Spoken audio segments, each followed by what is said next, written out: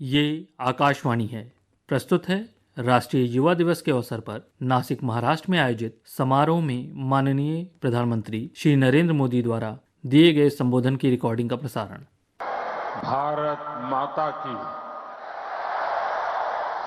भारत माता की, भारत माता की। महाराष्ट्र के लोकप्रिय मुख्यमंत्री एकनाथ शिंदे जी, केंद्रीय मंत्रिमंडल के मेरे साथी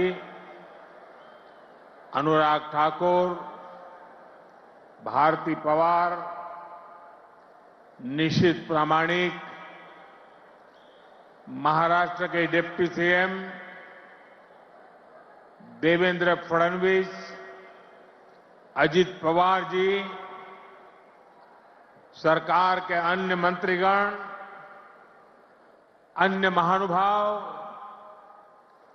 और मेरे युवा साथियों, आज का ये दिन भारत की युवा शक्ति का दिन है। ये दिन उस महापुरुष को समर्पित है जिसने गुलामी के कालखंड में भारत को नई ऊर्जा से भर दिया था। ये मेरा सौभाग्य है कि स्वामी विवेकानंद की जयंती पर मैं आप सब नौजवानों के बीच नासिक में हूं। मैं आप सभी को राष्ट्रीय युवा दिवस की शुभकामनाएं देता हूं। आज ही भारत की नारी शक्ति की प्रतीक राजमाता जिजाऊ मां साहब की भी जन्म जयंती है। राजमाता जिजाऊ माँसाहेब यांच्या जयंती दिनी त्यांना वंदन करण्यासाठी मला महाराष्ट्राच्या वीरभूमीत येण्याची संधी मिळाली, याचा मला अतिशय आनंद आहे। मी त्यांना कोटी कोटी वंदन करतो। साथियों, ये केवल एक संयोग नहीं है कि भारत की अनेक महान विभूतियों का संबंध महाराष्ट्र की धरती से रहा है। ये इस पुण्य भूमि का, इस वीर भूमि का और इस तपोभूमि का प्रभाव है। इस धरती पर राजमाता जिजाऊ मां साहब जैसी मातृशक्ति ने छत्रपति शिवाजी महाराज जैसे महानायक को गढ़ा। इसी धरती ने देवी अहल्याबाई होलकर, रमाबाई अंबेडकर जैसी महान नारियां हमें दी। इसी धरती ने लोकमान्य तिलक, वीर सावरकर, आनंद कन्हेरे, दादा साहब पोटनीस, चाफेकर बंधु जैसे अनेक सपूत हमें दिए। नासिक पंचवटी की इस भूमि में प्रभु श्री राम ने काफी समय बिताया था। मैं आज इस भूमि को भी नमन करता हूं, श्रद्धापूर्वक प्रणाम करता हूं। मैंने आह्वान किया था 22 जनवरी तक हम सभी देश के तीर्थ स्थानों की, मंदिरों की साफ सफाई करें, स्वच्छता का अभियान चलाएं। आज मुझे कालाराम मंदिर में दर्शन करने का, मंदिर परिसर में सफाई करने का सौभाग्य मिला है। मैं देशवासियों से फिर अपना आग्रह दोहराऊंगा कि राम मंदिर में प्राण प्रतिष्ठा के पावन अवसर के निमित्त देश के सभी मंदिरों में, सभी तीर्थ क्षेत्रों में स्वच्छता अभियान चलाएं, अपना श्रमदान करें। मेरे युवा साथियों, हमारे देश के ऋषियों, मुनियों, संतों से लेकर सामान्य मानवी तक सभी ने हमेशा युवा शक्ति को सर्वोपरि रखा है। श्री अरविंदो कहते थे कि अगर भारत को अपने लक्ष्य पूरे करने हैं तो भारत के युवाओं को एक स्वतंत्र सोच के साथ आगे बढ़ना होगा। स्वामी विवेकानंद जी भी कहते थे, भारत की उम्मीदें भारत के युवाओं के चरित्र, उनकी प्रतिबद्धता पर टिकी है, उनकी बौद्धिकता पर टिकी है। श्री अरविंदो, स्वामी विवेकानंद का ये मार्गदर्शन आज 2024 में भारत के युवा के लिए बहुत बड़ी प्रेरणा है। आज भारत दुनिया की टॉप 5 इकोनॉमी में आया है, तो इसके पीछे भारत के युवाओं की ताकत है। आज भारत दुनिया के टॉप 3 स्टार्टअप इकोसिस्टम में आया है, तो इसके पीछे भारत के युवाओं की ताकत है। आज भारत एक से बढ़कर एक इनोवेशन कर रहा है। आज भारत रिकॉर्ड पेटेंट फाइल कर रहा है। आज भारत दुनिया का बड़ा मैन्युफैक्चरिंग हब बन रहा है, तो इसका आधार भारत के युवा है, भारत के युवाओं का सामर्थ्य है। साथियों, समय हर किसी को अपने जीवन काल में एक सुनहरा मौका जरूर देता है। भारत के युवाओं के लिए समय का वो सुनहरा मौका अभी है। अमृत काल का ये कालखंड है। आज आपके पास मौका है इतिहास बनाने का, इतिहास में अपना नाम दर्ज कराने का।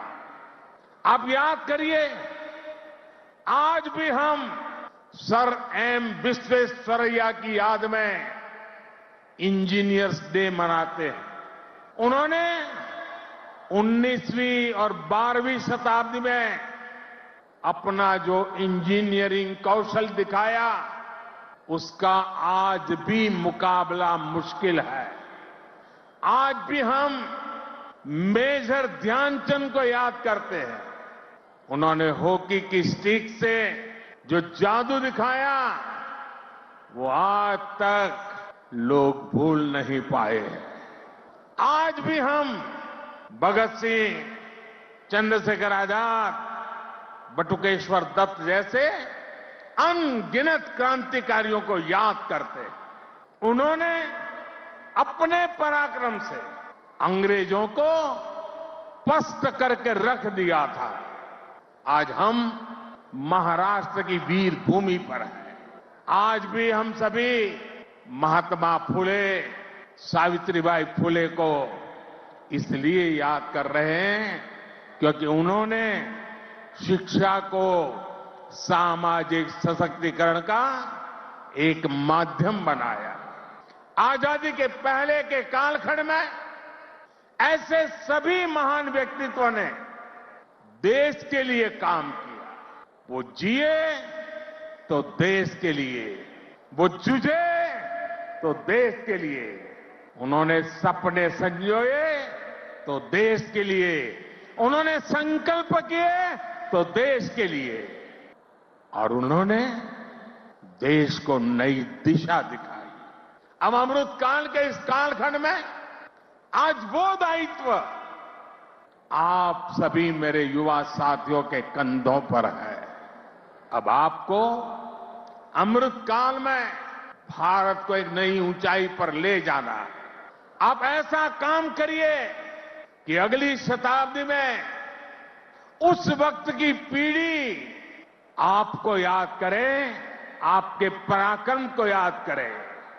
आप अपने नाम को भारत और पूरी दुनिया में, दुनिया के इतिहास में स्वर्ण अक्षरों में लिख सकते हैं। इसलिए मैं आपको 21वीं सदी के भारत की सबसे सौभाग्यशाली पीढ़ी मानता हूं। मैं जानता हूं आप ये कर सकते हैं। भारत के युवा ये लक्ष्य हासिल कर सकते हैं। मेरा सबसे ज्यादा भरोसा आप सभी पर है, भारत के युवाओं पर है। मेरा युवा भारत संगठन से जिस तेजी के साथ देश के कोने कोने में युवा जुड़ रहे हैं, उससे भी बहुत उत्साहित हूं। मेरा युवा भारत, माय भारत संगठन की स्थापना के बाद ये पहला युवा दिवस है।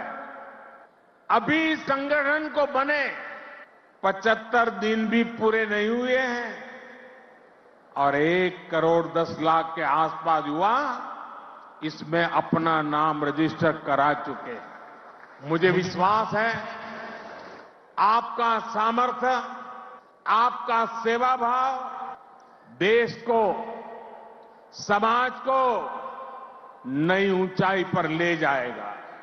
आपका प्रयास, आपका परिश्रम युवा भारत की शक्ति का पूरी दुनिया में परचम लहराएगा।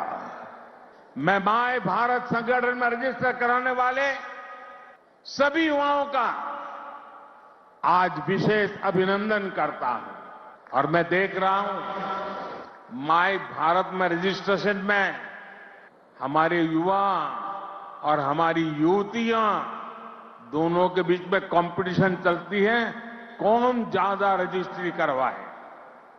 कभी युवक आगे निकल जाते हैं, कभी युवतियां आगे निकल जाती हैं। बड़ी जोरों की स्पर्धा चल रही है। साथियों, हमारी सरकार को अब 10 साल हो रहे हैं। इन 10 वर्षों में हमने पूरा प्रयास किया है कि युवाओं को खुला आसमान दे, युवाओं के सामने आने वाली हर रुकावट को दूर करें। आज चाहे शिक्षा हो, रोजगार हो, एंटरप्रेन्योरशिप या इमर्जिंग सेक्टर्स हो, स्टार्टअप्स हो, स्किल्स या स्पोर्ट्स हो, देश के युवाओं को सपोर्ट करने के लिए हर क्षेत्र में एक आधुनिक, डायनेमिक इकोसिस्टम तैयार हो रहा है। आपको 21वीं सदी की आधुनिक शिक्षा देने के लिए नई राष्ट्रीय शिक्षा नीति लागू की गई है। युवाओं के लिए अब देश में आधुनिक स्किलिंग इकोसिस्टम भी तैयार हो रहा है। हाथ के हुनर से कमाल करने वाले नौजवानों की मदद के लिए पीएम विश्वकर्मा योजना शुरू की गई है। पीएम कौशल विकास योजना की मदद से करोड़ों युवाओं को स्किल से जोड़ा गया है। देश में नए आईआईटी, नए एनआईटी लगातार खुलते जा रहे हैं। आज पूरी दुनिया भारत को एक स्किल्ड फोर्स के रूप में देख रही है। विदेश में हमारे युवा अपना कौशल दिखाया पाए, इसके लिए सरकार विदेश जाने वाले युवाओं को ट्रेनिंग भी दे रही है। France, Germany, UK, Australia, Italy, Austria जैसे अनेक देशों के साथ सरकार ने जो मोबिलिटी समझौते किए हैं, उसका बड़ा लाभ हमारे युवाओं को मिलेगा। साथियों, युवाओं के लिए नए अवसरों का आसमान खोला जाए। सरकार इसके लिए हर क्षेत्र में पूरी शक्ति से काम कर रही है। देश में ड्रोन सेक्टर के लिए नियम सरल बनाए गए हैं। सरकार आज एनिमेशन, विजुअल इफेक्ट्स, गेमिंग और कॉमिक सेक्टर्स को प्रमोट कर रही है। एटॉमिक सेक्टर, स्पेस और मैपिंग सेक्टर को भी खोला गया है। आज हर क्षेत्र में पिछली सरकारों से 2 गुनी, 3 गुनी रफ्तार से काम किया जा रहा है। ये जो बड़े बड़े हाईवे बन रहे हैं, वो किसके लिए है? आपके लिए, भारत के युवाओं के लिए। ये जो नई नई वंदे भारत ट्रेनें चल रही है, वो किसकी सहूलियत के लिए? आपके लिए, भारत के युवाओं के लिए। हमारे लोग विदेश जाते थे, वहां के पोर्ट, वहां के एयरपोर्ट देखकर सोचते थे कि भारत में ऐसा कब होगा। आज भारत के एयरपोर्ट्स दुनिया के बड़े से बड़े एयरपोर्ट का मुकाबला कर रहे हैं। कोरोना के समय आपने देखा है, विदेशों में वैक्सीन के सर्टिफिकेट के नाम पर कांगड़ थमाया जाता है। ये भारत है जिसने हर भारतवासी को वैक्सीन लगाने के बाद डिजिटल सर्टिफिकेट दिया। आज दुनिया के कितने ही बड़े देश हैं जहां पर लोग मोबाइल डेटा इस्तेमाल करने से पहले 100 बार सोचते हैं। वहीं आप भारत के युवा हैं जो इतना सस्ता मोबाइल डेटा इस्तेमाल कर रहे हैं कि दुनिया के लोगों के लिए अजूबा है, कल्पना से परे है। साथियों, आज देश का मिजाज भी युवा है और देश का अंदाज भी युवा है। और जो युवा होता है वो पीछे नहीं छोड़ता, पीछे नहीं चलता, वो स्वयं लीड करता है। इसलिए आज टेक्नोलॉजी की फील्ड में भी भारत फ्रंट से लीड कर रहा है। चंद्रयान और आदित्य L1, उसकी सफलता हमारी आंखों के सामने है। Made in India INS Vikrant जब समंदर की लहरों से टकराता है तो हम सभी का सीना चौड़ा हो जाता है। जब लाल किले से मेड इन इंडिया तोप गरजती है तो देश में एक नई चेतना जग जाती है।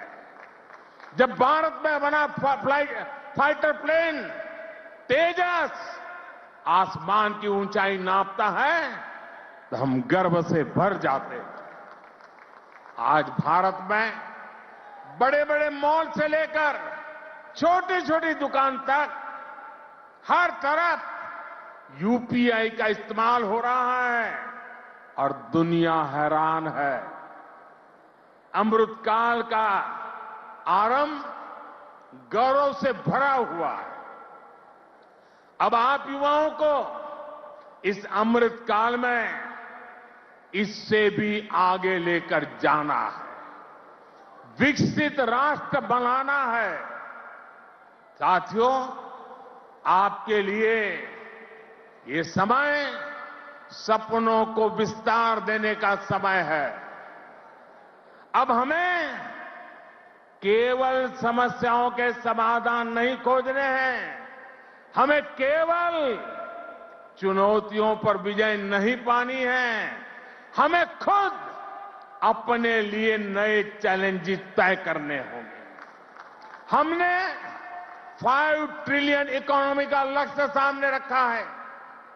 हमें दुनिया की तीसरी सबसे बड़ी अर्थव्यवस्था बनना है। हमें आत्मनिर्भर भारत अभियान के सपने को सिद्धि देनी है। हमें सर्विसेज और आईटी सेक्टर की तरह भारत को विश्व का मैन्युफैक्चरिंग हब भी बनाना है। इन आकांक्षाओं के साथ साथ भविष्य के प्रति हमारी जिम्मेदारियां भी है। जलवायु परिवर्तन की चुनौती हो, प्राकृतिक खेती को बढ़ावा देना हो, हमें लक्ष्य बनाकर तय समय में इन्हें प्राप्त करना है। साथियों, अमृतकाल की आज की युवा पीढ़ी पर मेरे विश्वास की एक और वजह है, और वो खास वजह है। इस कालखंड में देश में वो युवा पीढ़ी तैयार हो रही है जो गुलामी के दबाव और प्रभाव से पूरी तरह मुक्त है। इस पीढ़ी का युवा खुलकर कह रहा है, विकास भी और विरासत भी।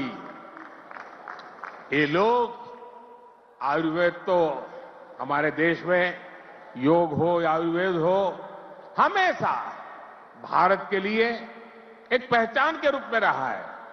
लेकिन आजादी के बाद इन्हें ऐसे ही भुला दिया गया। आज दुनिया इन्हें स्वीकार कर रही है। आज भारत का युवा योग आयुर्वेद का ब्रांड एम्बेसडर बन रहा है। साथियों, आप अपने दादा दादी, अपने नाना नानी से पूछिएगा, वो आपको बताएंगे कि उनके दौर में रसोई में बाजरे की रोटी, कोदो, कुटकी, रागी, ज्वार यही तो हुआ करता था। लेकिन गुलामी की मानसिकता में इस अन्न को गरीबी के साथ जोड़ दिया गया, इन्हें रसोई से बाहर कर दिया गया। आज यही अन्न मिलेट्स के रूप में, सुपर फूड के रूप में वापस रसोई में पहुंच रहे हैं।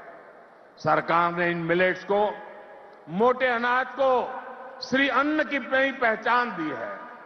अब आपको इन श्री अन्न का ब्रांड एम्बेसडर बनना है। श्री अन्न से आपकी सेहत भी सुधरेगी और देश के छोटे किसानों का भी भला होगा। साथियों, आखिर में एक बात राजनीति के माध्यम से देश की सेवा की भी करूंगा। मैं जब भी ग्लोबल लीडर्स या इनोवेटर से मिलता हूं तो उनमें मुझे एक अद्भुत आशा दिखती है। इस आशा की, इस आकांक्षा की एक वजह है डेमोक्रेसी, लोकतंत्र। भारत मदर ऑफ डेमोक्रेसी है, लोकतंत्र की जननी है। लोकतंत्र में युवाओं की भागीदारी जितनी अधिक होगी, राष्ट्र का भविष्य उतना ही बेहतर होगा। इस भागीदारी के कई तरीके हैं। अगर आप सक्रिय राजनीति में आते हैं तो आप परिवारवाद की राजनीति के प्रभाव को उतना ही कम करेंगे। आप जानते हैं कि परिवारवाद की राजनीति ने देश का कितना नुकसान किया है। लोकतंत्र में भागीदारी का एक और महत्वपूर्ण तरीका है कि आप अपनी राय वोट के जरिए जाहिर करें। आप में से बहुत से लोग ऐसे होंगे जो इस बार जीवन में पहली बार वोट डालेंगे। फर्स्ट टाइम वोटर्स हमारे लोकतंत्र में नई ऊर्जा और शक्ति ला सकते हैं। इसलिए वोट करने के लिए आपका नाम लिस्ट में आए, इसके लिए जल्दी से जल्दी सारी प्रक्रिया पूरी कर लीजिए। आपके पॉलिटिकल व्यूज से ज्यादा जरूरी है कि आप देश के भविष्य के लिए अपना वोट डालते हैं। अपनी भागीदारी कराते हैं। साथियों, अगले 25 वर्षों का ये अमृत काल आपके लिए कर्तव्य काल भी है। जब आप अपने कर्तव्यों को सर्वोपरि रखेंगे तो समाज भी आगे बढ़ेगा, देश भी आगे बढ़ेगा। इसलिए आपको कुछ सूत्र याद रखने होंगे। जितना हो सके आप लोकल को, स्थानीय प्रोडक्ट को प्रमोट करिए। मेड इन इंडिया प्रोडक्ट का ही इस्तेमाल करिए। किसी भी तरह की ड्रग्स और नशे की लत से बिल्कुल दूर रहिए। इन्हें अपने जीवन से दूर रखिए। और माताओं, बहनों, बेटियों के नाम अपशब्दों का, गालियों का इस्तेमाल करने का जो चलन है, उसके खिलाफ आवाज उठाइए, इसे बंद करवाइए। मैंने लाल किले से भी इसका आग्रह किया था, आज फिर से दोहरा रहा।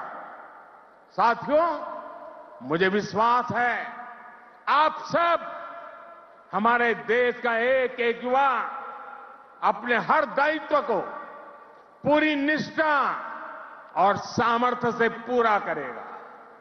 सशक्त, समर्थ और सक्षम भारत के स्वप्न की सिद्धि को जो दीप हमने जलाया है, वो इसी अमृत काल में अमर ज्योति बनकर विश्व को प्रदीप्त करेगा। इसी संकल्प के साथ आप सभी का बहुत बहुत धन्यवाद। भारत माता की दोनों मुट्ठी बंद करके पूरी ताकत से आप जिस राज्य से आए हैं वहां तक आपकी आवाज पहुंचनी चाहिए। भारत माता की, भारत माता की, भारत माता की, भारत माता की।